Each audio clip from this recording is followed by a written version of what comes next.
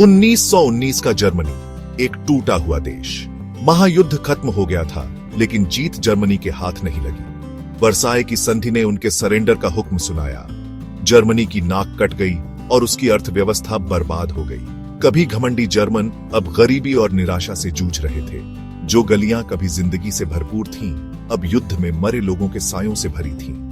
यहीं पर नफरत के बीज बोए गए, यहीं पर नाराजगी पनपी।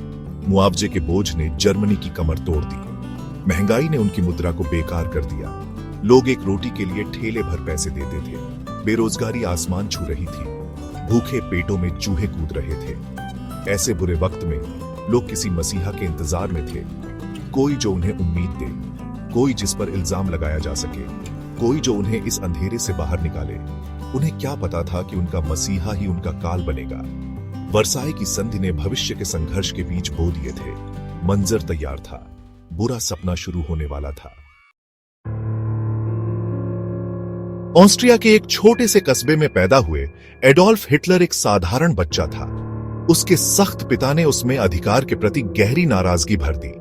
एक कलाकार के रूप में उसकी असफलताओं ने उसकी कुंठाओं को और बढ़ा दिया।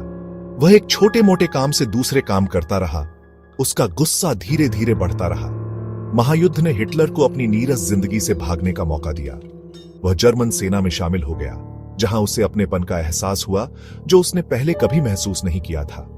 उसने दोस्ती, अनुशासन और हिंसा को अपना लिया। लेकिन युद्ध हार में खत्म हुआ। वह जर्मनी की हार से बहुत आहत हुआ और उनकी हार के बारे में साजिश के सिद्धांतों से चिपका रहा। उसे अपनी और देश की नाकामियों के लिए एक आसान बलि का बकरा मिल गया, यहूदी। म्यूनिक के बियर हॉल में नाखुश सैनिकों और निराश नागरिकों के बीच हिटलर को अपनी आवाज मिली। जहर और वादों से भरे उसके भाषण लोगों के गुस्से और निराशा से मेल खाते थे। उसने उन्हें एक बल्ली का बकरा दिया, उनके गुस्से का निशाना। उसने एक शानदार अतीत और एक शक्तिशाली भविष्य की बात की। उसने उन्हें नफरत करने के लिए एक दुश्मन और हासिल करने के लिए एक मंजिल दी। उसने उन्हें आशा दी और लोग उसकी बात सुनते रहे। हिटलर प्रचार की ताकत को समझता था। वह जानता था कि लोगों को कैसे बहकाना है, उनके डर और पूर्वाग्रहों का कैसे फायदा उठाना है। उसने रेडियो के नए माध्यम का प्रभावी ढंग से इस्तेमाल किया। उसके उग्र भाषण लाखों लोगों तक पहुंचे। उसके शब्द मीठे वादों से भरे थे जो नीचे छिपे झर को छुपा रहे थे।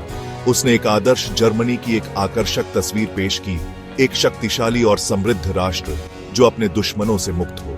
नाजी पार्टी, जो कभी एक छोटा सा समूह था, हिटलर के नेतृत्व में तेजी से बढ़ा।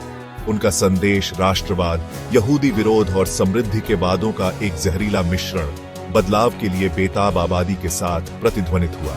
स्वस्तिक, एक प्राचीन प्रतीक जिसे एक भयावह प्रतीक में बदल दिया गया था, हर जगह दिखाई देने लगा। ध्यान से तैयार किए गए प्रचार के माध्यम से हिटलर ने एक व्यक्तित्व का पंथ बनाया। उसकी तस्वीर हर जगह थी, पोस्टरों से नीचे देखती हुई, दीवारों पर चिपकी हुई, अखबारों में छपी हुई। जर्मनी धीरे धीरे कपटपूर्ण तरीके से नफरत और भ्रम के जाल में फंसता जा रहा था। चौथा भाग, लोहे की मुट्ठी, नाजी शासन और यहूदियों का उत्पीड़न।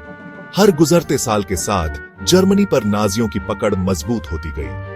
वीमर गणराज्य नाजी धमकी और हिंसा के बोझ तले दब गया। 1933 में हिटलर को जर्मनी का चांसलर नियुक्त किया गया। राइक्सटैग में आग लगने ने हिटलर को अपनी शक्ति मजबूत करने का बहाना दिया। उसने नागरिक स्वतंत्रता को निलंबित कर दिया, राजनीतिक विरोधियों को गिरफ्तार कर लिया और आतंक के युग की शुरुआत की। यहूदियों का उत्पीड़न लगभग तुरंत शुरू हो गया।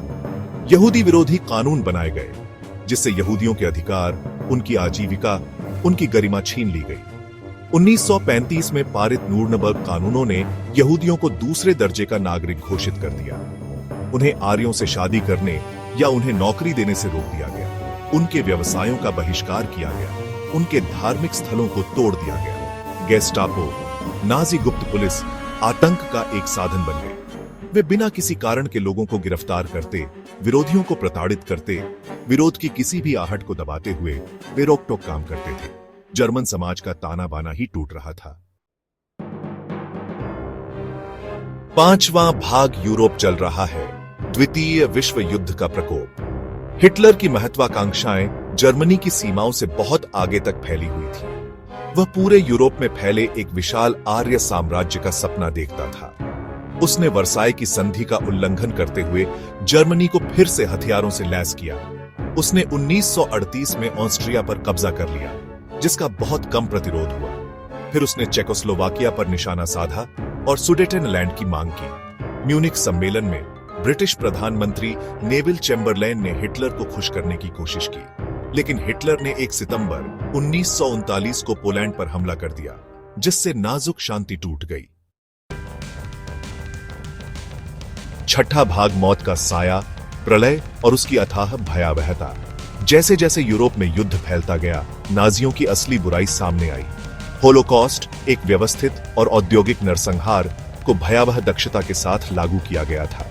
यहूदियों, अन्य अवांछित लोगों के साथ को पकड़ लिया गया, निर्वासित किया गया और मृत्यु शिविरों में मार डाला गया। इन शिविरों के नाम ऑनशविट्स, बिर्केनौ, ट्रेबलिंका, सोबिबोर, बेल्जेक अकल्पनीय क्रूरता का पर्याय बन गए। 7वां भाग दीवारें सिकुड़ती हैं, हिटलर का पतन और बुरे सपने का अंत। 1945 तक युद्ध का रुख जर्मनी के खिलाफ हो गया था। संयुक्त राज्य अमेरिका, ब्रिटेन और सोवियत संघ के नेतृत्व में मित्र देशों की सेनाएं सभी मोर्चों पर आगे बढ़ रही थीं। जर्मन सेना थकी हुई और कमजोर पीछे हट रही थी। 1000 साल के राज का सपना टूट रहा था। बर्लिन में अपने भूमिगत बंकर में अलग थलग पड़े हिटलर ने हार मानने से इनकार कर दिया। वह इस विश्वास के साथ भ्रमपूर्ण आदेश जारी करता रहा कि जर्मनी अभी भी जीत हासिल कर सकता है, लेकिन दीवारें सिकुड़ रही थीं। लाल सेना बर्लिन के द्वार पर थी। हार निश्चित थी। 30 अप्रैल 1945 को जब सोवियत सेना ने शहर पर धावा बोल दिया, तो हिटलर ने अपने बंकर में आत्महत्या कर ली। यूरोप में युद्ध आधिकारिक तौर पर 8 मई 1945 को जर्मनी के बिना शर्त आत्मसमर्पण के साथ समाप्त हुआ। जैसे ही मित्र देशों की सेनाओं ने एकाग्रता शिविरों को मुक्त कराया, दुनिया ने नाजी शासन के पूरे आतंक को देखा। युद्ध के बाद आयोजित नूर्नबर्ग ट्रायल ने नाजी नेताओं को मानवता के खिलाफ उनके अपराधों के लिए न्याय के कटघरे में खड़ा किया। हिटलर का उदय और पतन शांति की नाजुकता और अनियंत्रित शक्ति के खतरों की एक भयावह याद दिलाता है।